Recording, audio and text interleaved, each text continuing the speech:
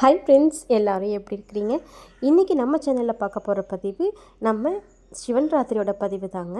எல்லாருமே சந்தோஷமாக இந்த சிவன் ராத்திரியை வழிபாடு பண்ணியிருப்பீங்கன்னு நினைக்கிறேன். நானும் தாங்க.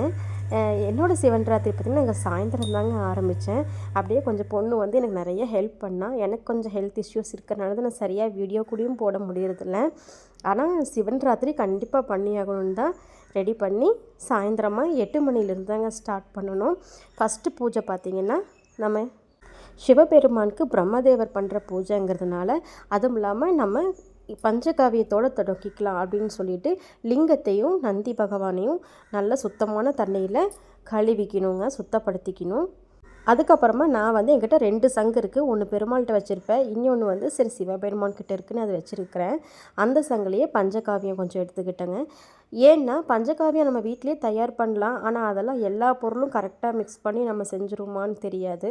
சரி, இப்போலாம் நாட்டு மருந்து கடைகளில் நல்லா இருக்குங்க அது. நான் வந்து அதுதான் வாங்கி யூஸ் பண்ணேன். கூடவே இன்னொன்னா சேர்த்து பாலாபிஷேகமும் பண்ணினேங்க. ஃபஸ்ட்டு அபிஷேகங்கும் போது பாலும் பஞ்சகாவியமும் வச்சு பண்ணிக்கலான்ட்டு பண்ணியாச்சுங்க. இந்த வாட்டி பூஜையில் பார்த்திங்கன்னா நான் வந்து ஒரு ஐடியா பண்ணி தான் பூஜையை ஸ்டார்ட் பண்ணேன். அது என்னன்னு சொல்லிவிட்டு நான் வீடியோவில் சொல்கிறேங்க. ஃபஸ்ட்டு கால பூஜைங்கிறதுனால பிரம்மா பண்ணுறதுனால நம்மளும் ஃபஸ்ட்டு பிரம்மதேவரை வழிபாடு பண்ணிவிட்டு சிவபெருமான்கிட்டையும் நான் இந்த பூஜையை செய்யறதுக்கு ஆசைப்படுறேன் அப்படிங்கிறத தெரிவிச்சிட்டோம்னா அவரே நம்மளுக்கு எல்லா ஒரு சக்தியையும் கொடுத்து கட்டாயம் நல்ல முறையில் நடத்தி வைப்பாருங்க. நைட்டு முழுக்க கண்ணை விழிக்கணும் இல்லையா? அதனால் வந்து நம்ம வந்து ஃபஸ்ட்டு அவரை வழிபாடு பண்ணிவிட்டு நம்மளும் நம்ம பூஜையை தொடங்கிக்கலான்னு முதல் கால பூஜைக்கு வந்து சக்கரை பொங்கலும் வெண்பொங்கலும் பண்ணியிருந்தேங்க. ஏன்னா சரி ஏதோ 2 பொங்கல் பண்ணலாம் அப்படின்னு சொல்லிட்டு ஃபஸ்ட்டு டைம் இல்லை அப்படின்னு சொல்லிட்டு, அதே சமயத்தில் வீட்டில் வேண்டான்னாலும் நான் நிறுத்தலைங்க. ஏன்னா நம்ம இந்த லிங்கம் பார்த்திங்கன்னா இந்த வருஷம்தான் நம்ம வாங்கிட்டு வீட்டுக்கு கொண்டு வந்தோம். ஃபஸ்ட்டு வருஷமே நிறுத்தக்கூடாது அப்படின்னு சொல்லிட்டு தான் கட்டாயம் பண்ணிடணும், எவ்வளோ கஷ்டம் வந்தாலும் நம்ம பண்ணுறது நிறுத்தவே கூடாதுன்னு பண்ணி நல்ல முறையிலேயே பண்ணி முடிச்சாச்சுங்க. பிரம்மதேவருக்கு உகந்த மஞ்சள் நிறத்தால் ஃபஸ்ட்டு நம்ம தொடங்கிக்கலான்னு செவ்வந்தி பூ எடுத்திருந்தேன். நிறைய பூ வாங்கியிருந்தோம். என்னென்ன பூவெல்லாம் கிடைக்குதோ நம்ம அத்தனையும் வாங்கிக்கலாம். நம்ம இது தான் வாங்கணும், அப்படி இது வாங்கியே ஆகணும் அப்படின்னு எல்லாம் இல்லைங்க. கிடைக்கிறதெல்லாம் வாங்கலாம். நான் வந்து ஒரு 5-6 பூ வாங்கினேங்க. அப்புறம் அது கூடவே சேர்ந்து மஞ்சள் கலர் பூ செவ்வந்தி அதிகமாக வச்சாலும் மற்ற எல்லா பூவும் வில்வம் எல்லாமே சேர்த்து தான் பண்ணினேன். 2வது கால பத்திரமணி பூஜைக்கு வந்து சரி தேங்காய் சாதமும் பருப்பு பாயாசமும் பண்ணிக்கலான்னு அதுக்கு தாங்க ரெடி பண்ணேன். ஆனால் அப்பப்போ நம்ம பிரசாதமும் பண்ணிவிட்டு 3 மணி நேரத்துக்கு ஒருக்கா பூஜைகள் பண்ணுறக்கும் டைம் கரெக்டாக போயிடுச்சுங்க. இப்படியும் கண்ணு முழிக்கலாம், நமக்கு தெரியாது. ஏன்னா சிவபுராணம் படிச்சுக்கிட்டே நம்ம வழிபாடு பண்ணினாலும் கொஞ்சம் கஷ்டமாக தான் இருக்கும். கோயிலில் நிறைய கூட்டமாக இருக்கிற இடத்துலனா நமக்கு தெரியாது. வீட்டில் தனியாக உட்காந்து பண்ணும்போது நம்ம ஒரு பூஜை முடிச்சுட்டு அடுத்த பூஜைக்கு தயார் பண்ணுறக்கும் டைம் ஆகிறக்கும் சரியாக தாங்க இருந்தது. இந்த தேங்காய் சாதத்தில் பார்த்திங்கன்னா கொஞ்சமாக சர்க்கரை சேர்த்து பண்ணிக்கோங்க லைட்டாக. ஏன்னா தேங்காய் சாதம் வந்து டைம் ஆகி நம்ம சாப்பிட்டா கூட அதோடய மாய்ஸ்சர் வந்து குறையாது. அதுக்காகத்தான் நான் சேர்த்துவேன், சும்மா ஒரே ஸ்பூன் மட்டும். அதே மாதிரி 2வது கால பூஜையும் வந்து மகாவிஷ்ணுவும் மகாலட்சுமி தாயாரும் சேர்ந்து பண்ணுற பூஜைங்க.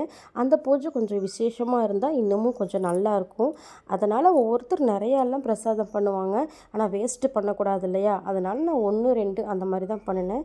அதே மாதிரி திராட்சை முந்திரி பார்த்திங்கன்னா நம்ம இன்றைக்கி பிரசாதங்களை கொஞ்சம் அது இது செய்வோம் அப்படின்னு சொல்கிறனால ஒட்டுக்கா ஃபஸ்ட்டு தனியாக வறுத்தெடுத்து வச்சுட்டேன்.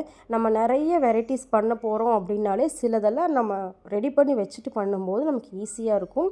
பாயாசம் தயாராகி அபிஷேகத்துக்கு போய்க்கலாம்.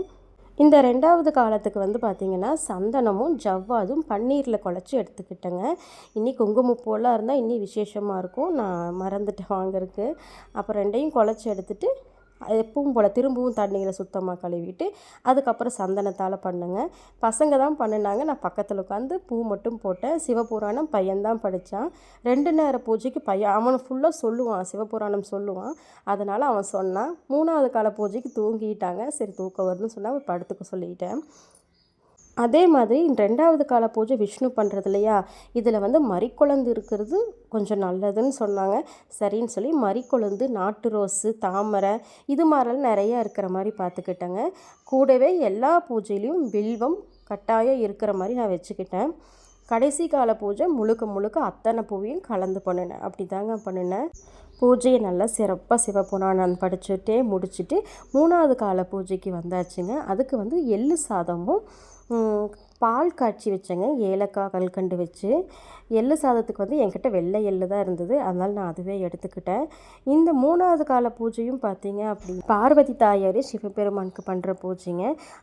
அதுவும் இல்லாமல் இது பள்ளியறை பூஜைன்னு சொல்லுவாங்க, 3ஆம் கால பூஜைன்னு சொல்லுவாங்க. அதனால தான் பாலில் வந்து கொஞ்சம் கல்கண்டோ தேனோ என்ன ஸ்பெஷலாக இருந்தாலும் வச்சுக்கலாம். நான் கல்கண்டும் ஏலக்காய் மட்டும் போட்டு நல்லா திக்காக பால் காய்ச்சி அந்த 2ம் தாங்க வச்சு பூஜையை தொடங்கினேன். இந்த பூஜைக்கும் பார்த்திங்கன்னா நாட்டு ரோஸ் வந்து நல்ல மணமாக இருக்குங்க. பன்னீர் வந்து இதில் தான் செய்வாங்க, அதனால் அந்த ரோஸ் தான் எடுத்துக்கிட்டேன்.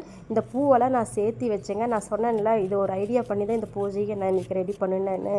அது என்னென்னா, எப்போவுமே இப்படி அபிஷேகம் பண்ணும்போது நம்ம வந்து பூ போட்டுருவோம். அப்படி கொஞ்சமாக மட்டும் போட்டுட்டு 3வது கால பூஜை வந்து தேனில் பண்ணினேன். தேன் மட்டும்தான் எடுத்துகிட்டேன். பூ போட்டு நம்ம எல்லா நேர பூஜை ஒவ்வொரு டைமும் நம்ம அபிஷேகம் பண்ணும்போது எப்பவும் சொல்கிறது தான், சாம்பிராணி காட்டணும். அதே மாதிரி கற்பூரமோ இல்லை ஒரு ஆரத்தியோ காமிச்சு நம்ம வழிபாடு முடிச்சு திரும்பவும் சுத்தப்படுத்திட்டு அதுக்கப்புறம் பூஜையில் எடுத்து வச்சு நம்ம சிவபுராணம் படித்து என்ன பூவெல்லாம் வச்சுருக்கோமோ அந்த பூவெல்லாம் வச்சு அர்ச்சனையை பண்ணி தொடங்கிக்கலான்னு. இந்த நேரம் பூஜை வந்து வீட்டில் வந்து ஒரு ஒற்றுமையை வளர்க்குங்க. இந்த நேரத்தில் தியானம் பண்ணுறது ரொம்ப நல்லதுன்னு சொன்னாங்க. எல்லா நேரத்தையும் நம்ம தவற விட்டாலும் 3வது கால பூஜையை தவற விடக்கூடாது அப்படின்னு சொல்லி தான் சொல்லியிருந்தாங்க. அதனால் வந்து அதே மாதிரி நானும் பண்ணிக்கிட்டேன். இந்த 2வது காலத்துக்கு 3வது காலத்துக்கு மட்டும் கொஞ்சம் ஒரு 3-4 மணி நேரம் கேப் இருக்கும். சிவபுராணம் படிச்சுட்டே பண்ணணும். 4வது காலத்துக்கு வந்து பன்னீரும் கொஞ்சம் நாட்டு ரோஸும் கலந்து வச்சு பன்னீர் பூஜை தாங்க பண்ணினேன். முடிச்சுட்டு நம்ம சுவாமிக்கு பார்த்திங்கன்னா சுத்த அன்னம் மட்டும்தான் நைவேத்தியம் வச்சேன். இப்படி கொஞ்சமாக ஒரு 2-3 கை பூ போட்டு தீபாராதனையும் சாம்பிராணியும் காமிச்சிட்டுங்க, சிலையை திரும்பவும் கழுவி எடுத்து சுவாமி படத்துக்கிட்ட வச்சு தான் நான் பூஜைகள் பண்ணினேன். இந்த வாட்டி 4வது காலத்துக்கு சுத்த அன்னமும் சக்கரவள்ளி கிழங்கு வேர்க்கடலையும் தாளிக்காமல் வச்சுங்க. ஏன்னா சக்கரவள்ளி கிழங்கு பாயசம் பண்ணலாம், எனக்கு சரி பண்ண முடியல. லிங்கத்தை எடுத்து வச்சு விபூதி அபிஷேகம் பண்ணினேங்க. இந்த விபூதியை வந்து நம்ம தினமும் யூஸ் பண்ணுறதுக்கு வச்சுக்கலாம் அப்படின்னு சொல்லிட்டு, இந்த பூஜை வந்து நம்ம மனிதர்கள் அப்புறம் தேவர்கள் இவங்கெல்லாம் பண்ணுறதுன்னு சொல்லுவாங்க. இந்த பூஜையில் இருந்த அவ்வளோ பூவையும் எடுத்து போட்டு தான் பூஜை பண்ணினேங்க. சிறப்பாக முடிஞ்சுது. இந்த பூவெல்லாம் எதுக்கு இப்படி ஒட்டுக்கா தண்ணியில் படாமல் சேர்த்தி வச்சேன்னு பார்த்தீங்கன்னா, இதெல்லாம் நல்லா காய வச்சு சாம்பிராணி பண்ணலாம் அப்படின்னு சொல்லிட்டு, ஏன்னா எல்லாமே நல்லா வாசனையான மூலிகை தன்மையுள்ள பூக்களாக தான் இருந்தது என்கிட்ட. நம்ம எதையுமே வேஸ்ட் பண்ண வேணாம், ஏன் கீழே எடுத்து வேஸ்ட்டாக தண்ணியில் போட்டோம்னா அப்புறம் அது நம்ம அபிஷேகத்தில் எல்லா பூவையும் போட்டு இது பண்ணால் வேஸ்ட்டாக போயிடுமில்லன்னு சொல்லிட்டு சிறப்பாக முடிச்சுட்டுங்க. அதே மாதிரி இந்த பிரசாதமெல்லாம் மறுநாள் காலையிலே நம்ம பிரேக்ஃபாஸ்ட் சாப்பிடும்போதே பார்த்திங்கன்னா எடுத்து வீட்டில் இருக்கிறவங்களுக்கெல்லாம் கொடுக்கலாம். அதனால தாங்க நான் கொஞ்சம் கொஞ்சமாக பண்ணினேன். வீட்டில் கூட ரொம்ப சந்தோஷம், இவ்வளோ வெரைட்டியாக சாப்பிட்றோம் அப்படின்னு சொல்லிட்டு. வீடியோ பிடிச்சிருந்தா லைக் பண்ணுங்கள். பாய்.